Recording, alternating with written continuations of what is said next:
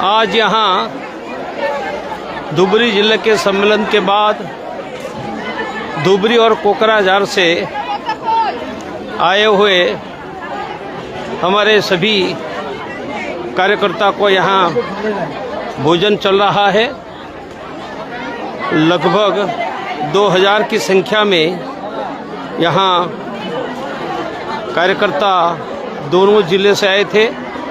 आप देख रहे हैं, यही हिंदुओं की ताकत है जो नीचे बैठकर सामान्य खाना खाकर हिंदुत्व के लिए डटे रहे हैं। कहाँ से आए हैं आप? जय श्री राम। कौन सा डिस्ट्रिक्ट है? धुबरी डिस्ट्रिक्ट है। जय श्री राम। आप कहाँ से आए हैं? गोलाघाट से हैं। आप कहाँ से आए हैं? कहाँ से? आप कहाँ से आए हैं? कौन सा डिस्ट्रिक्ट से? धुबरी डिस्ट्रिक्ट से है।